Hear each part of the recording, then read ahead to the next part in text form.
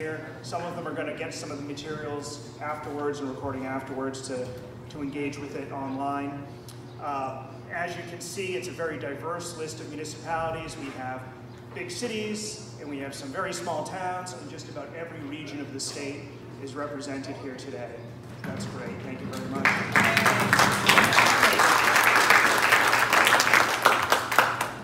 And I also want to give a shout out to some of the candidates for elected office that are in the room. We have Simon Cataldo, who's running for state rep here in Concord.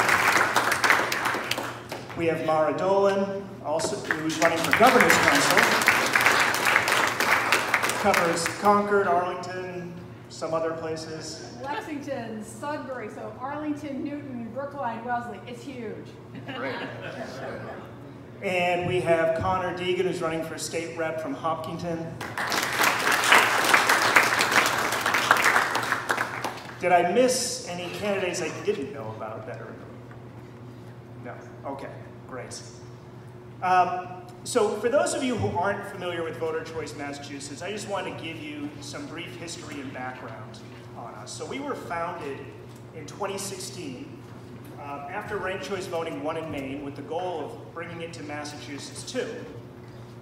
In 2017, our testimony to the Charter Review Committee of Amherst convinced them to include RCV in their new recommended charter. That was our first kind of win.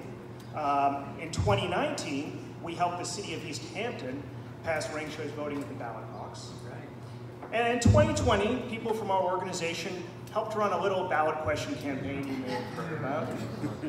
And obviously that didn't work out the way we wanted. There are many reasons for that loss. A key one being that the pandemic put a real cramp in our ability to meet people one-on-one and teach them what ranked choice voting is. But we need to remember that we didn't actually, although we lost, we didn't actually lose anything, right? None of our work to advance ranked choice voting actually went away. And if anything, we were better positioned because we're now dealing with an electorate, that a heck of a lot more of them knew what ranked choice voting actually is. And that's the key to winning. It's just getting people to know what it is. Because when they know what it is, they tend to support it. So, we got right back up, and in the time since then, really accelerated our efforts to bring ranked choice voting to more cities and towns throughout the state. In 2021, we won the passage of home rule legislation for ranked choice voting in Arlington, Massachusetts.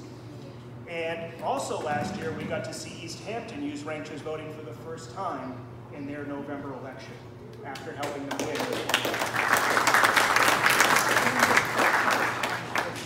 And in this year, we similarly helped both Northampton and here in Concord win ranked choice voting home rule legislation through their city council and town.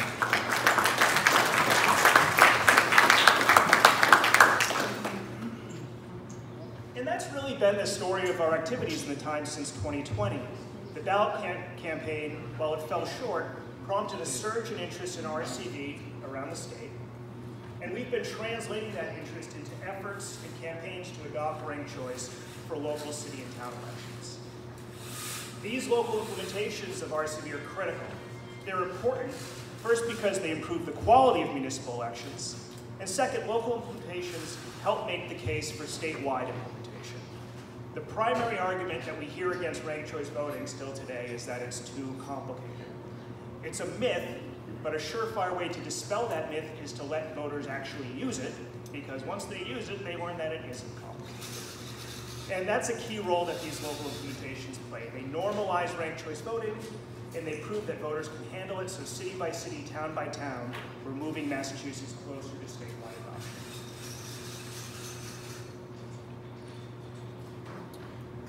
Our organization follows a playbook that takes cities and towns through roughly 6 stages, starting from a learning phase all the way through implementation. Below each of these stages here, you see a list of some of the cities and towns we're working with at that stage. Each city and town is different. Some are able to skip some of these steps. Others may have to repeat others, but this is roughly the process. And a key goal of this summit is to encourage more of you to engage with these efforts or to start new ones. We have a playbook that takes you through these stages, and the playbook seems to be working.